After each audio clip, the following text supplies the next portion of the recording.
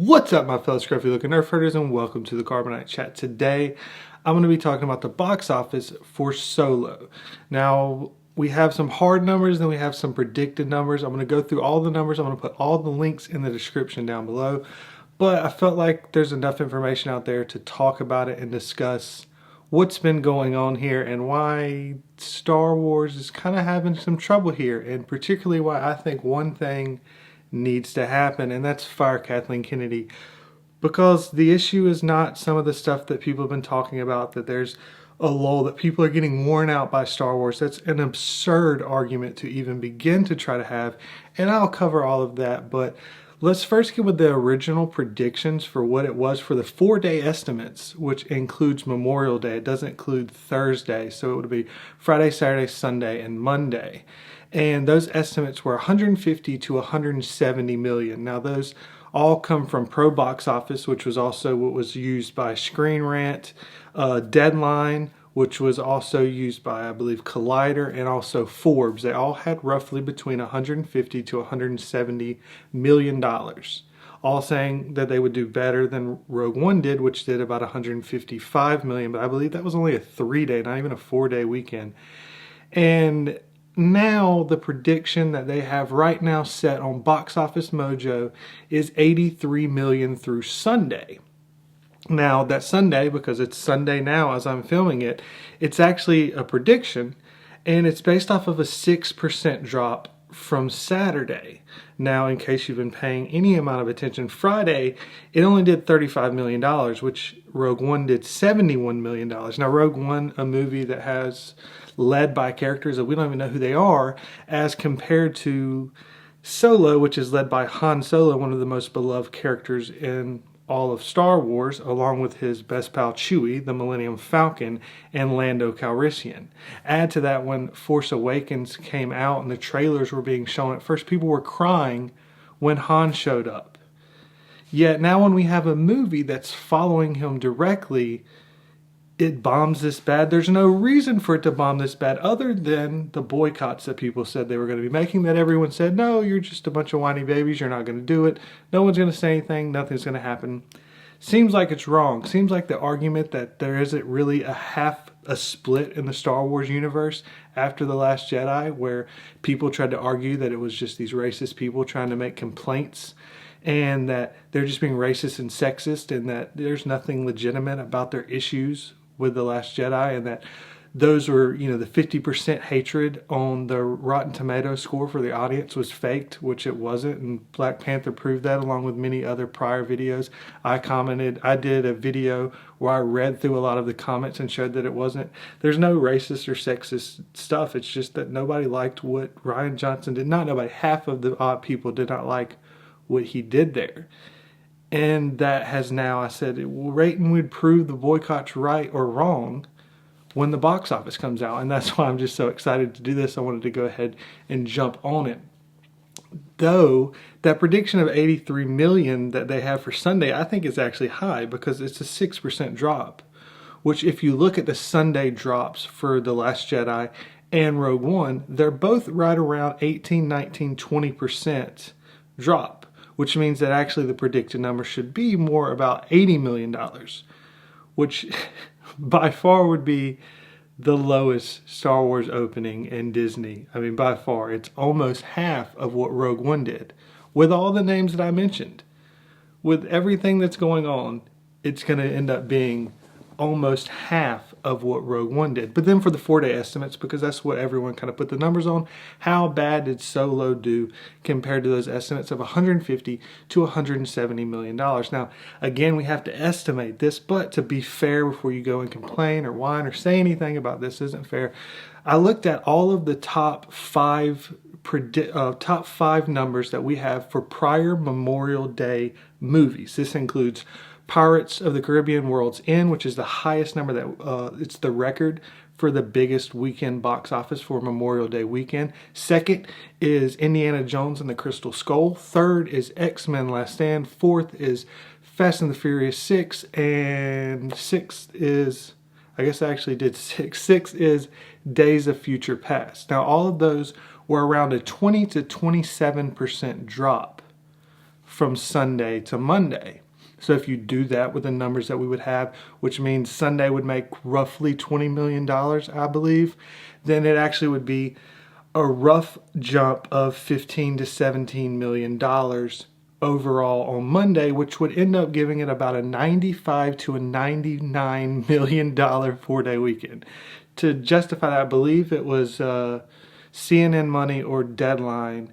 I'll have to try to find it and post it down below. They adjusted what they thought the movie would make after Thursday night showing, and on Friday they posted that they thought it would make between $100 to $105 million. Now that's before the Friday night showing that they didn't have at that time, which was half of what Rogue One said. So I would imagine they would probably drop it even more, which would fit around this $95 to $99 million 4-day number. Now, the argument that people try to say is not that, Kathleen Kennedy's doing a terrible job, that the people that are complaining that they're just whiny babies, that they don't know what they're talking about, that it's not because they're ruining Star Wars and they're not doing Star Wars the way we want it. But it's that there's fatigue. We're getting tired of it. This is just craziness because of what's happening with Marvel. It can clearly be just put to rest right there. Marvel's done 19 movies over 10 years. Disney's on their 4th movie in 4 years. 3.5 years. We'll go that way. 4th movie in 3.5 years compared to 19 out of the last 10 years. But even looking past that, since TFA came out, TFA The Force Awakens, since that came out, there's been 9 movies since 2015 that Marvel's put out. Since those 9 movies, just this 1 year alone, in half the year of 2018, Marvel's put out 2 movies, one being Black Panther that made, I believe, $1.3 billion. And then you have Infinity War that's about to crack $2 billion with just a month of running. It's going to crack over $2 billion by the time it's done, if not closer to around $2.2, $2.3 billion overall. So where's the fatigue in that? And you can say Infinity War is a huge event film that's been building up over 10 years, and that's fair enough. But what about Black Panther? This, again, is another one that they said the racist, sexist people were going to boycott and go against because we're just racist and don't like black people. Well, that was proved wrong. Along with the Rotten Tomatoes score, if you look at the audience scores, like around 80-something, 85%. So maybe they need to start looking at themselves and looking at this person that needs to be fired that's running Lucasfilm into the ground faster than you could ever even begin to imagine.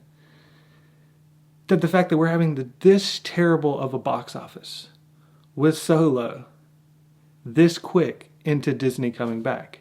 It's craziness. Even if you look at last year, which had Thor Ragnarok, and I'm going to count Spider-Man Homecoming because it was basically the Marvel Cinematic Universe because Spider-Man's in it, Iron Man was in it, even though Sony is the one that kind of owns it. I'm counting that in it. And then Guardians of the Galaxy 2, all of which made over $850 million. All of which I believe had over $115 million box office opening. That's 3 movies in 1 year. So that comes out to over $2.5 billion between those. See, Star Wars is only trying to do 1 movie a year. You're talking about fatigue. Marvel did 3 movies last year. So even if you want to argue the fact that, oh, well, that's not even $1 billion. Well, okay, that's not $1 billion, but they put 3 movies out last year, and it's still $850 million. So to try to give you an idea of what could be kind of estimated on what Solo, with these numbers so far, could kind of do over their entire run, Marvel, the movies that you look at, if you look at their numbers for their opening weekend and then kind of test it out to, multiply it by 8, you'll end up getting a rough estimate of what their overall box office will be. The numbers range from actually 7 times to 10 times the number. And if you look directly at saying that the movie, because these are 3-day weekends, that the numbers are coming from. If you look at Doctor Strange made about $85 million opening weekend, which even at the higher estimates above what I showed should be closer to the actual estimates if you don't do the 6%. But even doing the 6% that Box Office Mojo did, that's $83 million from them. So they're under Doctor Strange. Well, Doctor Strange did $667 million. Now again, that's right around that 7.5, I believe, times more than the official one. But if you look at what some of the complaints are, and what seems to be fairly obviously the boycott that's actually happening. And the boycott began after The Last Jedi happened, and people being very unhappy with what Lucasfilm is doing with Star Wars at this point. If you look at that, the better estimate would be to look at what happens with The Last Jedi. And even if you don't, even if you just look at Doctor Strange, you're telling me $667 million box office for Solo is not a huge, huge loss? Let's just go off that number to begin with before we really hammer it home. The Star Wars movies are going to be made for around $200 million. That's what the movies get made for at this point. But then you also have to add into the fact that 70% of the movie had to be reshot. So let's just say they really cut the budget down on that one. They had made a lot of different stuff already.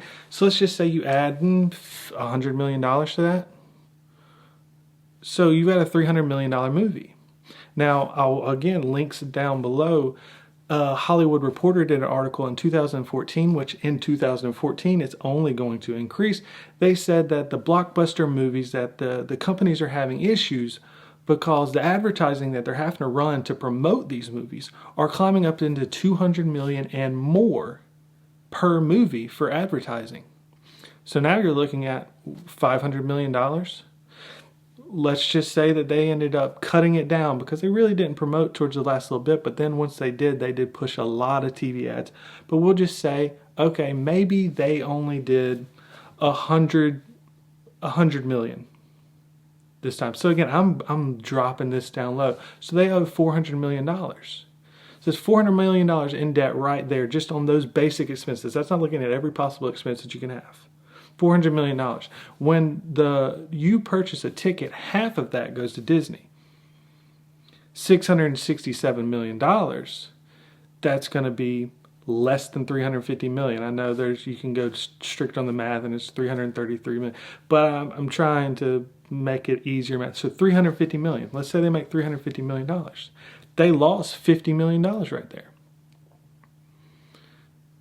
That's not including many other things that I've talked about in prior videos, like the fact that their toy sales are collapsing, whether or not, other sales are doing as well as they should be doing. This is an issue. Now let's look at, again, as I said, what did The Last Jedi do? Because I talked about Marvel, who's clearly not having a drop-off, and not having this fatigue that everyone wants to talk about, and it's got someone that's leading them that's trying to please the fans, trying to do things that make the fans happy, that cares about the best type of storytelling and not other ulterior motives that may or may not be there. The Last Jedi only did 20 million less than The Force Awakens, yet made almost $1 billion less.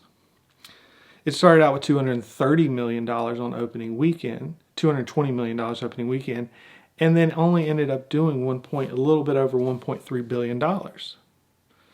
That's a 5.8 times from opening to what it ended up being. So if you compare that, which I think is absolutely reasonable, to the prediction of the $80 to $83 million 3-day weekend, that's only like a little over $500 million. That's a huge loss. Now you're pocketing $250 million. And I did the low estimation of $400 million was the cost of the budget beforehand. That's a $150 million loss on Solo. A movie that they were so confident in what they're doing and the ideas that they have because they don't listen to the fans. And if we complain, they say we're just whiny babies that need to grow up and stop being children, and that we're sexist and racist, that's the issue. Even though, again, I've covered in other videos how actually the portrayal that they've done of characters like Finn is actually more racist. And if you look at what they're doing with some of the female characters, the fact that they won't allow them to have any weaknesses or struggles to be real human characters, that they make them into a more Mary Sue, that the skills are given to them, that they're just great because they're great, is actually even hindering. They're not good female role models or characters either. So they're not even really doing positive on what they're trying to do. It's a fake diversity overall. So it's not the diversity that we're crying about. It's the fact that you're ruining the story that we loved. You're failing at it. And while you're failing at it, because you're making us mad, you're losing money. And because of that, I think it's time for Kathleen Kennedy to go. And that's just one of many, many reasons. But maybe that's something that Bob Iger and Disney will listen to. We're telling them the facts with our money that we don't like it. And they need to change it. And hopefully they will. But I wanted to break all of that down because I love the fact that this is happening. I enjoy it because I love Star Wars. And if it keeps down this path, I'm not going to continue to love Star Wars. I haven't loved Star Wars recently, but I want it to be as great as it was. You know, I want the Star Wars that I've always loved. And that's not going to happen if we continue with the leadership that we have now and the storytelling that we have now and the team at Lucasfilm that we have, because they're failing us. But anyways, thank you very much for watching. I look very much forward to having conversations with you down below. Again, all those links to the stuff that I've talked about will be linked down below. I will also have a link to my podcast that I just started. It's this, but my videos tend to run a little bit longer. This one's not that long. But in case you want to listen to it while you're on your ride to work or working out or anything like that, it's a little bit easier for you. It is on the Apple Podcast. I have the link down below, as well as a link to my TeePublic page if you'd like to pick up any of those shirts. That'd be absolutely incredible. Thank you very much for watching, and never forget, you Nerf Herders, I love you.